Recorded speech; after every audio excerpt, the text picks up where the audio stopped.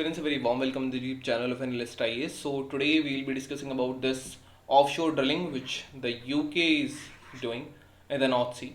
This topic is important as recently an offshore drilling bill is also passed in the Parliament of India. We'll see where is this North Sea, then what is the history and from where the UK have been drilling this. Then, after doing this, is UK honoring its climate commitment? And then we'll see why this offshore drilling is so problematic for the environment or other things. Then we'll be practicing our today's prelims in the mains practice question. So we'll have a 360-degree view on this topic. Let's start. Why news?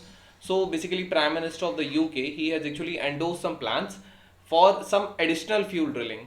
So and that will happen on the British coast in the North Sea. The main aim of this that he wants to enhance the energy independence of the Britain, and also he has raised questions about the UK's commitment to the climate goals. Now the question is the North Sea Transition Authority. This authority is majorly responsible for regulating the industries which are related to the drilling, and it is also overseeing the 33rd offshore oil and gas licensing round.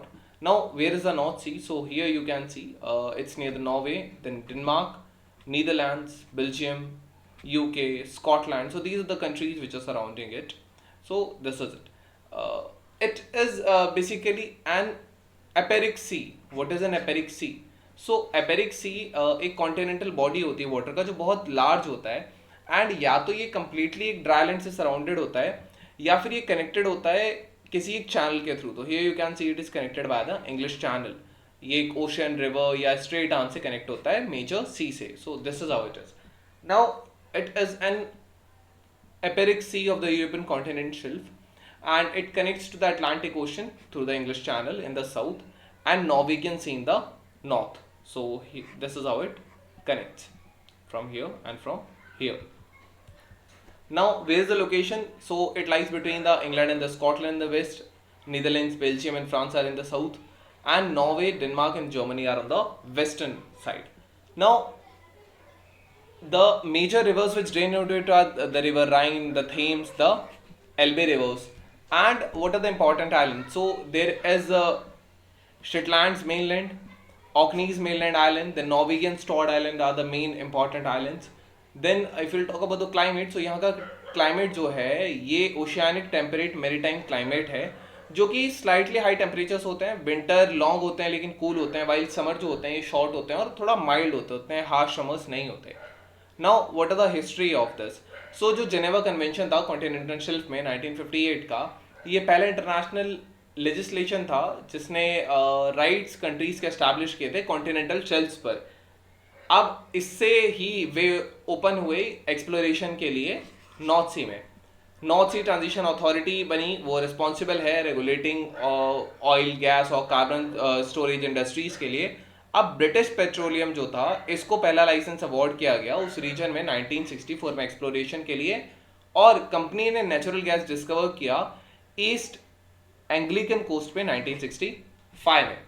Then 1980s around लगभग 100 से ज़्यादा installations हुए oil और gas के देखने के लिए north Sea में.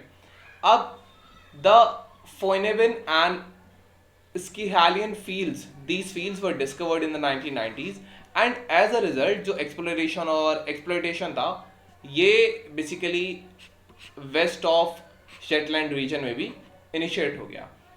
अगर हम प्रोडक्शन की बात करेंगे तो 1999 के अराउंड 1,37,000 एंड 99,000 टन जो क्रूड ऑयल और नेचुरल गैस वहाँ से प्रोड्यूस हो रहा था, वो 2022 तक केवल 38,000 टन ही हो रहा है.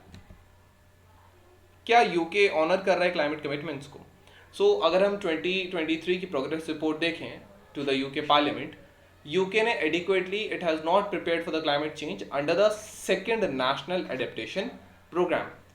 तो इन basically UK's national adaptation programmes, ये दीज आर स्टैट्यूटरी प्रोग्राम जो गवर्नमेंट को फॉलो ही करने पड़ते हैं कि कंट्री जो है वो क्लाइमेट चेंज के लिए प्रिपेयर हो जाए. This is required under the climate change act. जो सेकेंड नेशनल एडेप्टेशन प्रोग्राम है ये 2018 से 2023 तक के पीरियड को कवर करता है. यूके ने इसको ढंग से नहीं फॉलो किया है. According to the climate action tracker, UK's climate action is not consistent with the Paris Agreement as well. Now, why is offshore drilling so problematic? First of all, oil spill के problems होते हैं. Oil spills होती है जिसके catastrophic effects आ सकते हैं marine ecosystem पे. स्पिल ऑयल जो है ये बर्ड्स को, मैराइन एनिमल्स को, फिशेस को सफोकेशन हो सकता है वहां पे. Then reduced insulation can be there, and there would be impaired ability to find the food for the fisher folk as well. Then marine ecosystem disturbance हो जाता है. फिजिकल प्रेजेंस जो ड्रिलिंग प्लेटफॉर्म्स होते हैं, पाइपलाइंस होती हैं और भी इंफ्रास्ट्रक्चर होता है, ये मैराइन हैबिटेट्स को डिस्टर्ब करता है. अब जब नॉइज और वाइब्रेशन जो इस ड्रिलिंग ऑपरेशंस के थ्रू होंगे, ये कम्युनिकेशन, नेविगेशन, ब्रीडिंग पैटर्न्स जो बड़े फिशेज हैं उनको ये हार्म करेगा. बायोडाइवर्सिटी पे भी इम्फेक्ट आएगा. जो कंस्ट्रक्शन है ये जो अंडर वाटर हैबिटेट्स हैं इनको डैमेज करेगा, जैसे कोरल रीफ्स हैं, सी ग्रास बेड्स हो गए. So these beds and these reefs, these are responsible for breeding and feeding ground, so they would be lost. Then climate change, basically when we'll extract the oil, we'll obviously burn the fossil fuels, so which are obtained from this, it will definitely contribute to the greenhouse gases. It will enhance or increase the global warming, and moreover offshore drilling ये ocean को भी warm करेगा, जिससे सी level rise करेगा, ocean currents में disruption होगा. Then resource depletion की बात करेंगे तो इंटेंसिव अगर ऑफशोर ड्रिलिंग हो रही है, ये ऑयल को डिप्लीट कर देगी, गैस रिजर्व्स को डिप्लीट कर देगी, जिससे ज्यादा प्रेशर होगा न्यू एरियाज को एक्सप्लोर करने के लिए, एंड फर्दर जो एनवायरमेंटली सेंसिटिव रीजन है उनको हार्म होगा. जो कार्बन डाइऑक्साइड रिलीज होती है फॉसिल फ्यूल से, ये वाटर के साथ मिलकर कार्बोनिक एसिड बनाएगी, वीक कार्बोनिक एसिड, जो बेसिकली ओशन एसिडिफिकेशन इंक्रीज करेगा. ये जो एसिडिफिकेशन है ये मैराइन लाइफ को हार्म करेगा, पर्टिकुलरली ऑर्गेनिजम्स को जिनका कार्बोनेटेड शेल है या जिनका कार्बोनेटेड स्केलेटन है, क्योंकि ये कैल्शियम कार्बोनेट का उनका स्केलेटन होता है, ये इसके साथ रिएक्ट करेगा obviously, and further CO2 release होगी और ये डिके हो जाएंगे, जैसे कोरल रीफ, सेलफिश. तो इन सब का ही काफी ज्यादा problematic होगा. Now we have today's prelims practice question. Which of the following countries does not lie in the North Sea? Is it Great Britain? Is it Germany? Is it Finland or the Netherlands? You can type down in the comment section. They'll let you know if it's correct or not. Then we have a mains practice question. What are the environmental and economical implications of offshore drilling? Briefly describe laws associated with it in India. So this was all about today's student session. I hope you understood it well. Thank you. Have a nice day and stay tuned with the Daily Studies for your better preparation.